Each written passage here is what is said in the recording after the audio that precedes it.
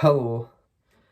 I was in London recently at the start of February and I bought this statue at the British Museum. Many of you may have seen something like this before, but you may not know what it is. I'm just going to give some short context and explanation for what that is. It's a very overpriced statue of a Lamassu. A statue a type of statue actually that was prevalent in the ancient Near East, like Syria, Iraq, Iran, Mesopotamia, Persia, if you are old or if you know anything about the history. It was kind of mainly attributed to the Assyrians because that's the form that this took during the Neo-Assyrian Empire. But the idea of a Lamassu had been in existence for much longer than that.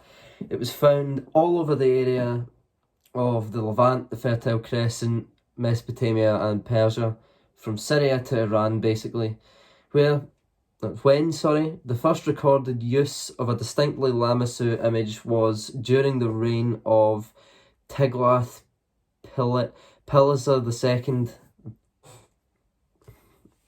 Bear with me on that pronunciation.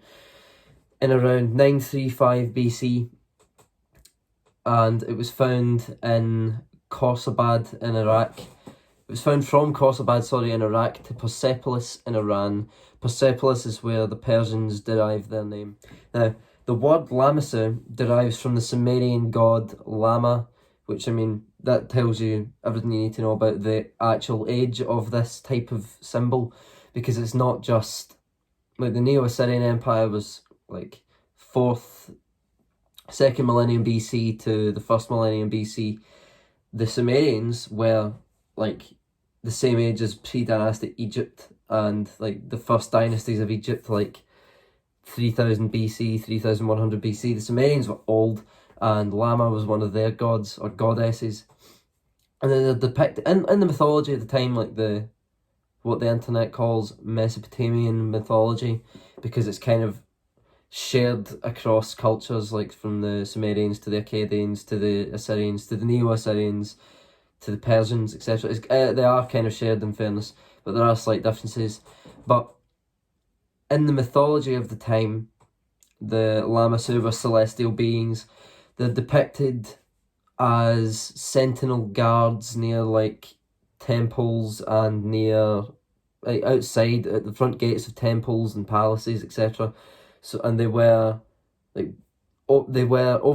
time they became known as kind of royal guards, like royal soul guards, I guess. And they're found everywhere. Like, you see them even in the Epic of Gilgamesh, which is really old. So there you go. Like, Lamassu type figures found in the Epic of Gilgamesh. They're found all over the art. They're found in the architecture. Hence this. What are they? Now, as you can see, they have the head of a person, of a man with a beard, like the typical ancient Near Eastern guy, or the typical ancient Near Eastern king. They have wings of an eagle, as you can see there.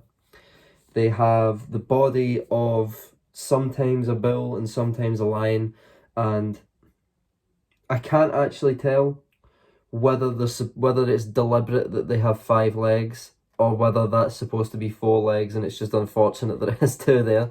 But anyway, there you go.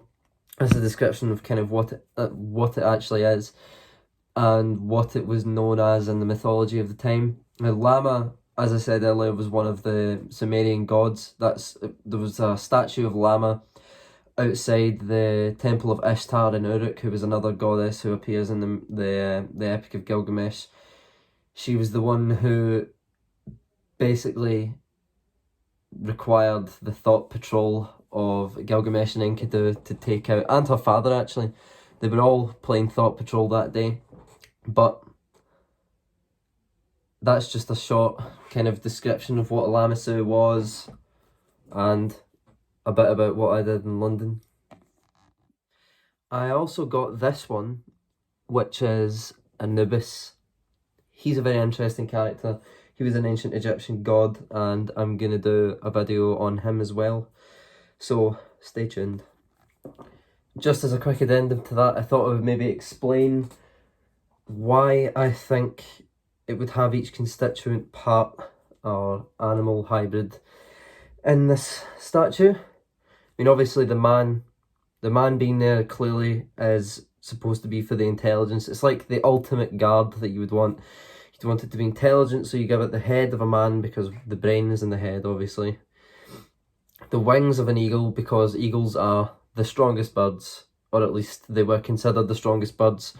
You can argue that amongst yourselves, but they were considered to be the strongest birds, so you give them the wings because they can fly.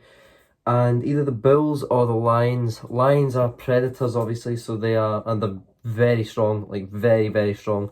And so are bulls. So strength, you could argue agility, but power of flight as well for the wings, and mental agility for the head.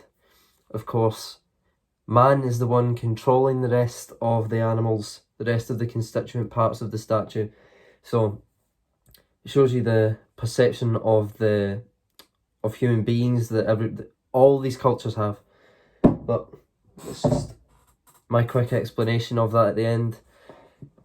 Won't fit in, but I hope you've enjoyed this. I will include a picture of myself next to the statue of that in the British Museum, the Lamassu in the British Museum. I'm sure that one has a lion's body, not a bull's, but the one I bought has a bull's body, so there you go. It's the same thing though.